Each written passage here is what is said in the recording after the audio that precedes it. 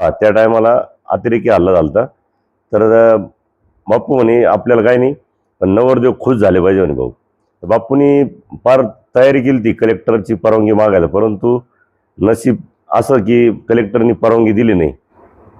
जर त्यावेळेस कलेक्टरनी परवानगी दिली असती तर त्या मांडवडाळ्या दिवशी कमलाकर भाऊ कोते, अभय भैया आणि बापू यांची उचलटाक एक नंबरची राहते. त्याशिवाय यावेळेस सुजयदादा आहे, त्यात सुजयदादांची फटकेबाजी तर साऱ्या महाराष्ट्राला माहिती, त्याच्यामुळं काही विषयच नाही. ते बोलतात वेगळ्या पद्धतीने, परंतु लोक त्याचा अर्थ वेगळ्या पद्धतीने काढून ती गावात अख्ख्या दिवसभर चर्चा होत असते. वास्तविक गेले 25 वर्षापासून कैलास बापू कोते आणि सुमित्रा काकी कोते यांच्या संकल्पनेतून साई सिद्धी चॅरिटेबल ट्रस्ट सामुदायिक विवाह सोहळा राबवित आहे. त्या विवाह सोहळ्याचा एक खारीचा वाटा म्हणून आम्ही त्या विवाह सोहळ्यात सहभागी होत असतो. शिर्डीकरांसाठी ती एक पर्वणीच असते.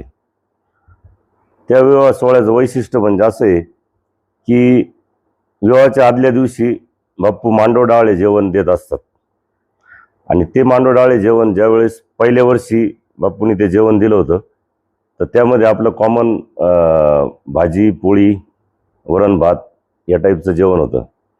ते जेवण झाल्यानंतर दुसऱ्या दिवशी बापू भेटल्यानंतर बापूंना मी सहज म्हणलं, बापू आपण ते शिपी आमटी आणू म्हणलं कर्जतची. तर बापूला म्हणे काय असेल ते कर, किती पैसे लागू दे आपण करू म्हणे ती आमटी. मग दुसऱ्या वर्षी बापूंना ते फक्त लोक खुश झाले पाहिजे म्हणे. बापूचा आग्रह असा असायचा की लोक खुश झाले पाहिजे खाऊन. मग मी ती शिपी आमटी कर्जत आचारी बोलून केली, ती इतकी शिर्डीकरांना आवडली की शिपी आमटीचं आजही नाव निघतं. आणि बापूंनी दरवेळेस आणि त्या शिपी आमटीला जोड म्हणून मग बापूंनी रस सुरू केला, रस आणि मांडे आणि ती काळी आमटी. तर ते मांडे बनवायला 40 गावून बाया आणल्या होत्या. तेव्हापासून बापूंनी आजपर्यंत मांडे, शिपी आमटी आणि रस हा जो मेनू ठेवला आहे, तर बापूला एवढंच की लोक खुश झाले पाहिजे खाऊन, समाधानी झाले पाहिजे. दुसरं एक असं आठवतं की आमचे मित्र आहे भोपाळचे फारुख सरकारी म्हणून, तर ते दर रामनवमीला शिर्डीला हेलिकॉप्टरने यायचे आणि ते हेलिकॉप्टर बाबांच्या कळसाला 3 चक्कर मारायचे. परंतु ज्यावेळेस त्या चक्कर मारल्या तर मीडियात त्या बातम्या आल्यानंतर सुरक्षेच्या धोक्यामुळं कलेक्टरनी ते फेऱ्या मारायला विरोध केला. परंतु आमचं असं ठरलं होतं बापूचं की बापू म्हणे आपल्याला प्रत्येक 5 नवरदेव फेऱ्या मारायच्या. तर बापूंनी फार तयारी केली ती कलेक्टरची परवानगी मागायला, परंतु नशीब असं की कलेक्टरनी परवानगी दिली नाही. त्या सुरक्षेत त्यावेळेस बरेच अतिरेक्यांचं हे झालं होतं, नाही तर तेवढी इच्छा बापूची त्या विवाह सोहळ्याची अपूर्ण राहिलेली. त्या टायमाला अतिरेकी हल्ला झालता. तर बापू म्हणे आपल्याला काही नाही, पण नवरदेव खुश झाले पाहिजे म्हणे भाऊ. तर ते सगळी तयारी झाली, हेलिकॉप्टर आलं, पण परवानगी नाकारल्यामुळं तो विषय पेंडिंग राहिला. नाही तर बापूच्या मनात म्हणजे ते नवरदेव नवरे असू किंवा बाकीचा कार्यक्रम असू, पैशाची हायगाई नाही, एकदम ते सुंदरच झालं पाहिजे. ते विचारित नव्हते काय केलं, फक्त कर म्हणायचे. आणि त्या पद्धतीने बापूला आम्ही भरपूर प्रमाणात त्यावेळेस आणि आजही सपोर्ट करीत असतो. जर त्यावेळेस कलेक्टरनी परवानगी दिली असती तर त्या नवरदेवांचं पण भाग्य असं आणि बापूची पण इच्छा पुरी झाली असती की महाराष्ट्रात सामुदायिक विवाह सोहळ्याचे नवरदेवांनी सयावाच्या कळसाला प्रदीक्षा मारून त्यांचं लग्न सोहळा शिर्डीत थाटामाटात साजरा झाला, अशा प्रकारची सगळीकडे चर्चा झाली असती. गेल्या 25 वर्षापासून आम्ही जे मांडवडाळे जेवण असतं त्याचं नियोजन करण्यासाठी बापू आम्हाला सांगत असतात आणि आम्ही त्या नियोजनामध्ये सहभागी असतो. गेले 25 वर्षापासून आम्ही त्या जेवणासाठी सहभागी झालेलो असतो. बापू जे आदेश देतील ते आम्ही काम करीत असतो. आमरस हा आपलं बारडोली सुरत येथून बोलवला जातो आमरस. आणि मांडे बनवणाऱ्या महिला या 40 गावून त्यांच्या गाडीनेच येतात स्वतः, परंतु आपण त्यांचं बाप्पू त्याचं पेमेंट पेड करून टाकतात. आणाय जायला त्यांना गाडी त्यांचीच घेऊन येत असतात. ते नाही, तो रस म्हणजे तो पॅकिंगचा असतो, म्हणजे त्याचं पूर्ण बर्फ असतो, तो 0 टेम्परेचरचा बर्फ. आणि तो तो गाडी पॅक ह्याच्यामध्ये आपलं थर्मोकॉलचं, हां, ते आणल्यानंतर तो अशा पद्धतीने आणला जातो की आता जेवायला वाढायचं त्याच्या 2 तास अगोदर गाडी येते आणि मग ते पॅकिंग खोलून लोकांना सर्व केलं जातं. हां, नॉर्मल टेम्परेचर. मग तो वितळला जातो, मग तिथून पुढं ते वाटप सुरू होतं. तसं पाहिलं तर बाप्पूंनी जे सामुदायिक सोहळा सुरुवात केली ती एकदम तन-मन धनाने, आणि त्याला साईबाबांचा आशीर्वाद, तसेच नामदार राधाकृष्ण विखे पाटील हे पहिल्या 1 वर्षापासून तर आजपर्यंत तेच प्रमुख पाहुणे म्हणून तिथं आहे. आणि सगळं पंचकृषीतील लोक या सोहळ्याला उपस्थित राहून जो काय आपल्याला काम करतील, खारीचा वाटा उचलतील, त्या पद्धतीने काम करत असतात. आपल्या घरातलं लग्न असं समजून बाप्पूला सगळे लोक साथ देत असतात. म्हणूनच आजपर्यंत त्या विवाहाला कुठल्याही प्रकारचं गालबोट लागलं नाही. नाही तर सुरुवातीच्या काळात ज्यावेळेस सुरुवातीचे 2-3 वर्ष म्हणजे स्टार्ट झालं, तर शिर्डीत जत्रा जिकडं पाहावं तिकडं नुसते टेम्पोन गाड्यात दिसायच्या. म्हणजे खेड्यापाड्यातले सगळे लोक असे नटून ठटून आलेले जत्तेच्या जत्ते दिसत होते. गावातून दर्शनाला मंदिरात जायचे, तिथून तर 500 रूमपर्यंत लोक म्हणजे पायी नुसती जत्रा दिसायची. काही लोक चुकले त्यावेळेस, तर बाप्पूंनी कुठले चुकले तर त्या दुसऱ्या दिवशी त्यांना गाडी करून त्यांच्या घरी पोच केलेले बाप्पूंनी.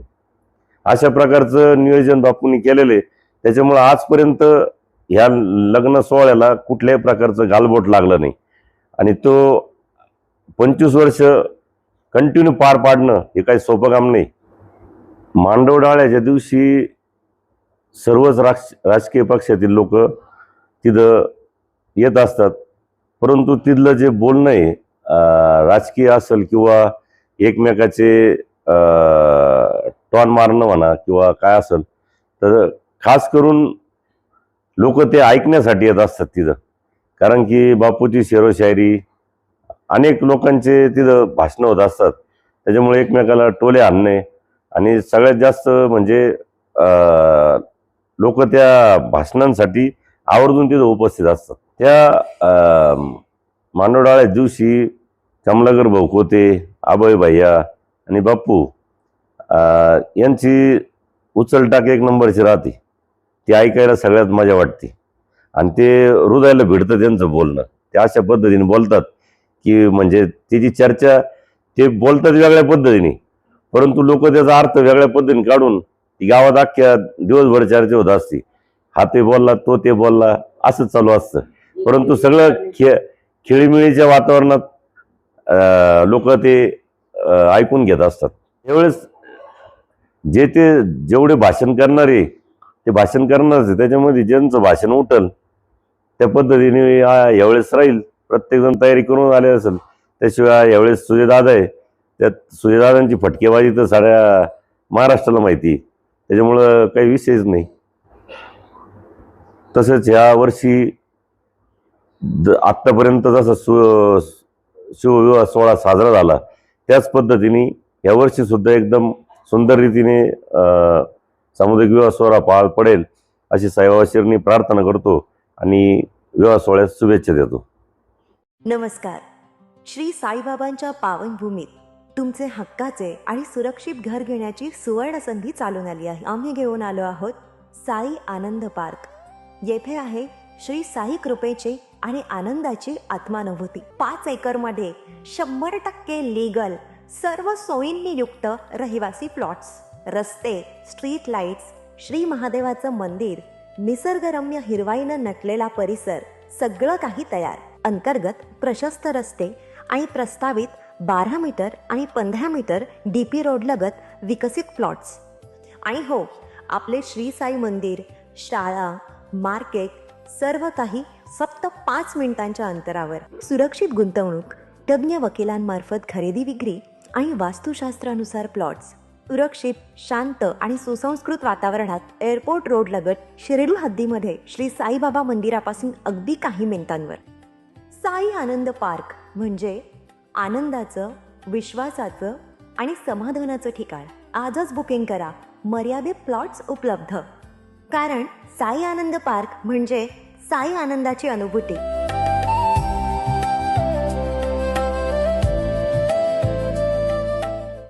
श्री साईंच्या नगरीत आपल्या स्वप्नातील घर साकार करण्याची सुवर्ण संधी. नामदार राधाकृष्ण विखे पाटील व डॉक्टर सुजय विखे पाटील यांच्या मार्गदर्शनाखाली साईच्छा ग्रुपचे साई सीताई पार्क भव्य प्लॉट विक्री. प्रस्तावित थीम पार्क अगदी जवळ. प्रशस्त 30 फूट अंतर्गत रस्ता, दोन्ही बाजूंनी सुशोभित झाडे, ड्रेनेज व स्ट्रीट लाईटची उत्तम सोय, MSCB पोल कनेक्शन उपलब्ध.